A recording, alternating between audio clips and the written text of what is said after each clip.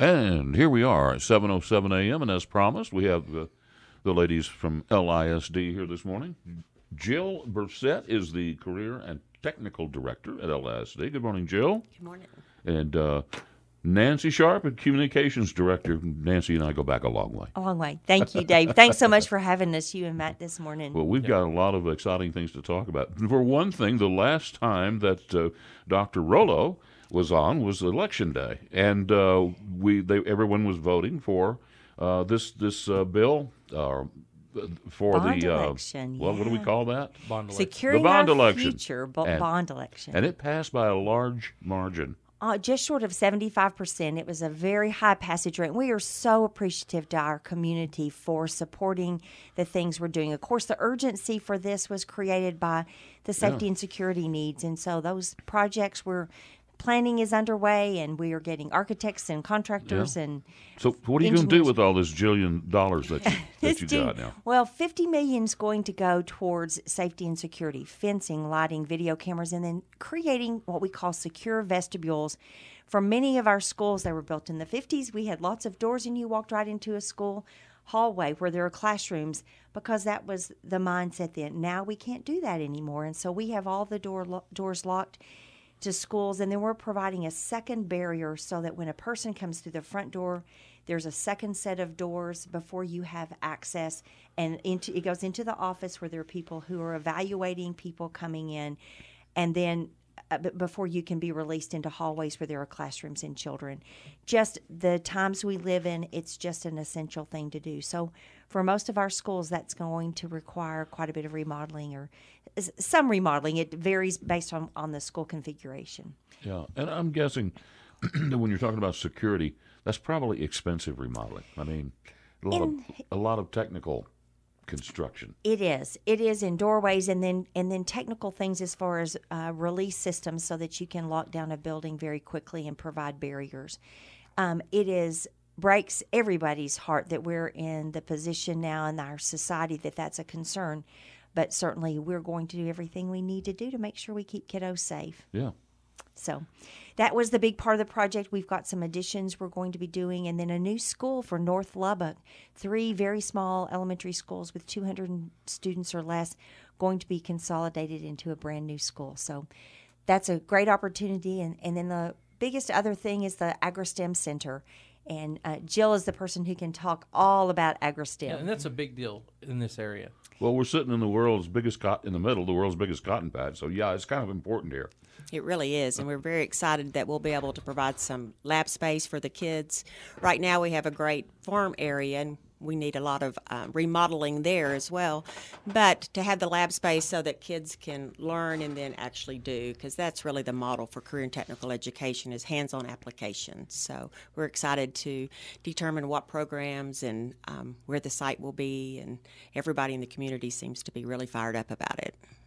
So what exactly will it do?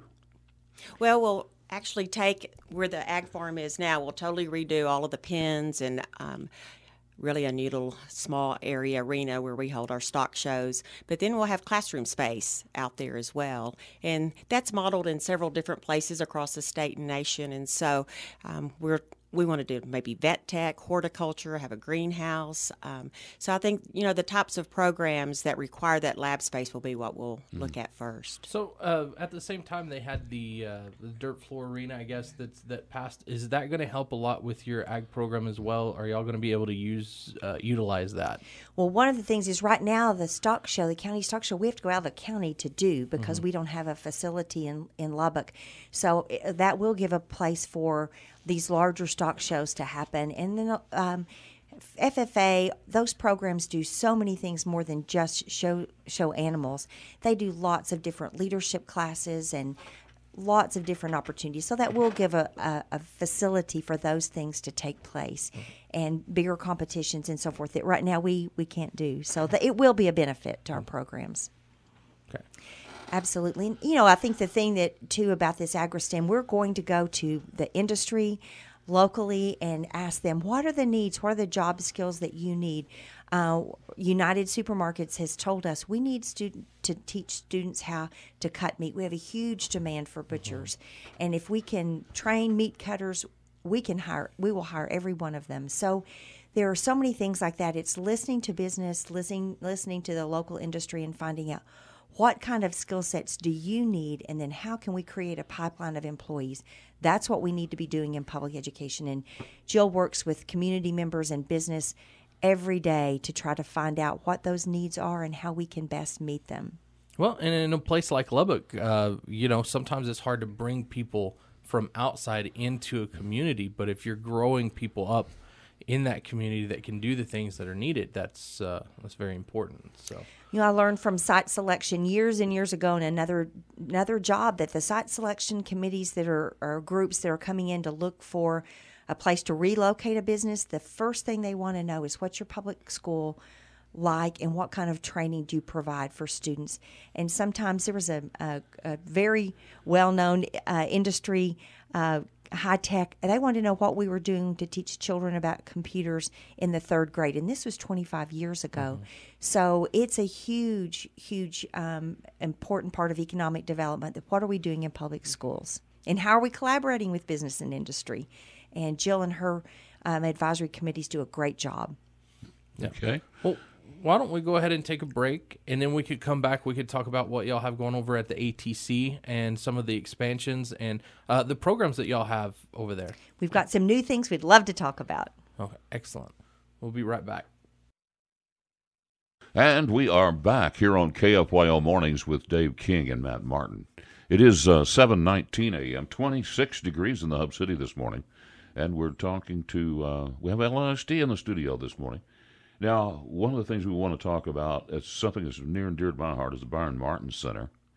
And, I have an ad agency. I have several accounts, and I hear this from my accounts all the time, that they're desperately looking for plumbers. They're looking for welders. They're all kinds of technical people. And my understanding is that that's what the Byron Martin Center produces. It's technical education classes. So what are all the things that are taught there at the Byron Martin Center? We have about 50 different classes that we teach, but they really are to meet the needs of employers. And so we can just start out with health is one of the main ones, because that's a huge industry in Lubbock, and they're in desperate need of employees and have been for years. We have about 800 students that come over to the Advanced Technology Center every day in health.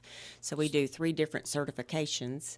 We do EMT, Emergency Medical Tech, Certified Patient Care Tech, and also CNA.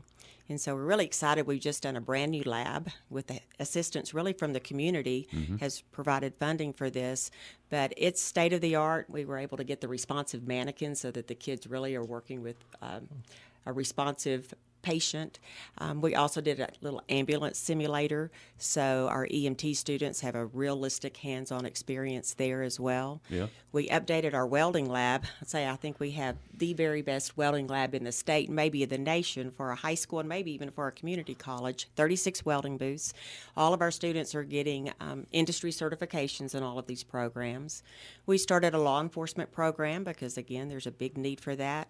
And we're starting this next year plumbing and electrical apprenticeship programs. And so we're very excited about that because there's a huge need. The average age of a plumber is 58 in Lubbock right now, so we've had many of the businesses come to us and ask us, what can we do to help? And so we have 15 different advisory committees made up of about 200 community and business representatives that we meet with twice a year to sit down and really just have those discussions. What do you need? What type of equipment are you using? What type of software are you using? And so they're giving us a lot of input, but then they come in and they're amazed at what all we are doing and teaching at the Byron Martin. How do you move the kids from their schools back and forth? Do y'all just use buses, or? We do. We bus back and forth about every 2 hours from all 5 of our high school campuses. And so students take a double block or, 2 periods, or if it's a double block course, 1. They can stay longer than that. Some kids have a lot of extra time in their schedule. They're still in high school and doing high school, taking history classes and math. And this is just something they do for 2 hours a day then. Right. See, this is, to me, this is so important. This is a pathway for for some kid who is not going to college. And see, what did we do before we had this? Those kids just went Where? Well, we find that a lot of times when kids don't get engaged in something coming out of high school, it might be 4 or 5 years before they get engaged again. And so Exactly. having that pathway so that they are taking those classes, they're earning those certifications, they're working with business and Exactly. industry. And what our model is that they're really in an internship their senior year so that they are already employed. And so a business person can tell if that's the right match for them, but a student actually is out there working, and it's just a natural progression. And we also prepare kids for college, too. We have STEM programs, we do engineering, we do architecture. You know, there's all types of programs. And you were saying that we law offer. enforcement, you can go into to the legal side of things versus the law enforcement, I guess, side of things. So. Absolutely, and we just started that program at the ATC 2 years ago. It's been at Estacado and remains at Estacado as well, but that's another big need in our community. Well, so there's so many things that they can learn, and when they graduate, they have a skill Absolutely. that they can actually go out and actually get a good-paying job in many cases, And that's or what- at least start an apprenticeship, and so it puts them way ahead of the game. Absolutely. And we see students who may choose to use that skill to earn a higher wage so that then they can put themselves in college. Well, and we hear stories all the time about how some of the tradesmen, you know, the plumbers, the welders, and so forth and so on, are making more than many people with certain types of degrees from college. That's absolutely true, and I've discovered that even more so in trying to hire a plumbing and an electrical teacher for our new programs. Yeah, they're But working. They are working, and they're making lots of money. So Yeah. sometimes people just don't realize, even welders are making, everybody's making lots of money out there, and we I just know. Hmm. can't keep our employers filled. Supplied. Yeah. Absolutely. So, it's as far as the Byron Martin, y'all were saying you're getting plumbing and electrical. When are we looking at seeing that kind of move in there? It'll start next fall. We've gone ahead and done our labs as part of our foundation funding, and we've hired a plumbing teacher, and now I'm looking for an electrical teacher. And so they'll start their sophomore year, and they can start clocking hours towards their journeyman apprenticeship. And so they'll get the majority of their classroom hours. We'll be working with Texas Tech with their Department of Labor apprenticeship program through their facilities department. And so our model is that they'll take classes their sophomore, junior year, and then they will be out working their senior year, just continuing to clock hours with a licensed plumber. And so we have to have a licensed plumber and a licensed electrician in order for them to clock those hours. So I remember reading something about cosmetology. Were y'all? Was it? I'm trying to remember. Were y'all looking at getting rid of that program, or is that? Well, the state of Texas, state TEA, of Texas is looking was, at okay. realigning all of our pathways within career and technical education, and they were trying to set a standard of a wage and of number of people that needed to be employed. But that has passed, and Okay. that didn't happen. But it That's was kind good. of a scare because we have two great cosmetology programs with lots of enrollment. Well, I want to know, do every student, high school student at LISD system is eligible to go to the Byron Martin Center? Yes, that's Correct? true. Are they? Do you school them on what that system that the Martin Center offers? We do our very best. In fact, we have principals classes for ninth graders out on the campuses, and that's an opportunity for them to explore each of our 15 career clusters.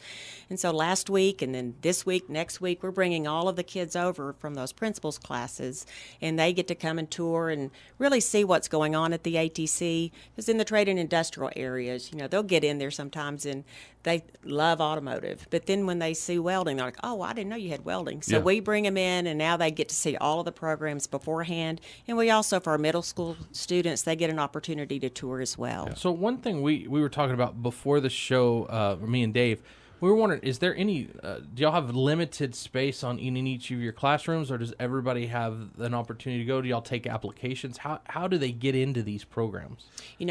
Our enrollment continues to grow. We have 1,750 students that are coming back and forth every day. Wow. So we have some of our programs really are getting full, and so we've had to start an application process the last couple of years, and that's going to be a bigger issue as time passes. That's why it was so important for us to be able to expand some of our programs when South Plains College relocated to their new facility. So we've tried to do that, but a lot of our programs will be under an application process. Yeah. Well, it's interesting, and again, I'm a huge fan of the Byron Martin Center. I think there's just such a need for it, and I'm glad it's being addressed out there, and I hope it continues to grow. So, Nancy, Only is limited by everything- space. Is everything going great at LISD this year? Everything is great at Lubbock ISD this year. We really are. We're having No a really great big year. problems? No big problems. No big problems. All good. No, it really is, and we can't thank our community enough. We're glad you're here this morning, and we've got to run. We're coming up on a hard break, but again, Nancy Sharp, Communications Director at LISD, and Jill Berset, who's the Career and Technical Director. And if anybody needs more information, I'm sure they could reach either of these ladies, down at LISD. You bet. Dr. Rollo sends her regrets. She had to leave town unexpectedly, so thank you. Maybe she'll be back next month, I'm Next sure. month. You guys have a great day. Thank you. Back with more after this.